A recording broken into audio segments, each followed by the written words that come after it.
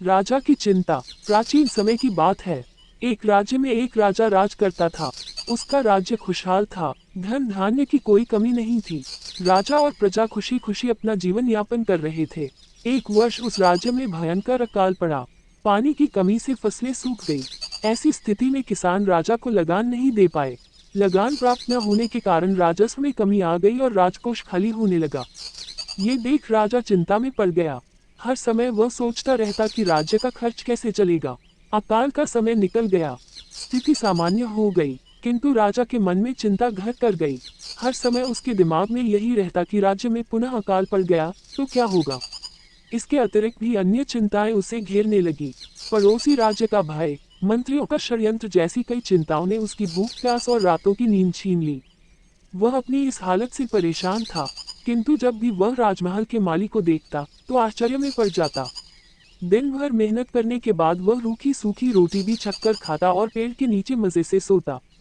कई बार राजा को उससे जलन होने लगती। एक दिन उसके राजदरबार में एक सिद्ध साधु पधारे। राजा ने अपनी समस्या साधु को बताई और उसे दूर करने सुझाव मांगा। साधु राजा की समस्या अच्छी तरह समझ गए थे। वे बोले, राजन, तुम्हारी चिंता की जड़ राजपाट है। अपना राजपाट पुत्र को देकर चिंता मुक्त हो जाओ। इस पर राजा बोला, गुरुवर, मेरा पुत्र मात्र 5 वर्ष का है। वह अबोध बालक राजपाट कैसे संभालेगा। तो फिर ऐसा करो कि अपनी चिंता का भार तुम मुझे सौंप दो।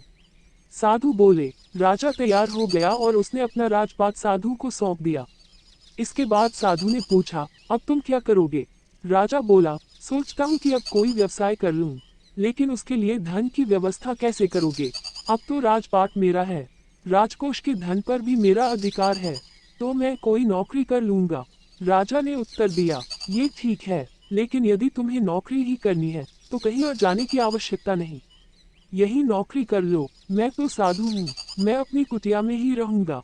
राजमहल में ही रहकर मेरी ओर से तुम ये राजपाट संभालना। राजा ने साधु की बात मान ली और साधु की नौकरी करते हुए राजपाट संभालने लगा। साधु अपनी कुटिया में चले गए। कुछ दिन बाद साधु पुनः राजमहल आए और राजा से भेंट कर पूछा, कहो राजन, अब तुम्हें भूख लगती है या नहीं और तुम्हारी नींद का क्या हाल है। गुरुवर, अब तो मैं खूब खाता हूँ और गहरी नींद सोता हूँ। पहले भी मैं राजपाट का कार्य करता था, अब भी करता हूँ। फिर ये परिवर्तन कैसे, ये मेरी समझ के बाहर है। राजा ने अपनी स्थिति बताते हुए प्रश्न भी पूछ लिया। साधु मुस्कुराते हुए बोले, राजन, पहले तुमने काम को बोझ बना लिया था और उस बोझ को हर समय अपने मानस पटल पर ढोया करते थे। किंतु राजपाट मुझे सौंपने के उपरांत तुम समस्त कार्य अपना कर्तव्य समझकर करते हो।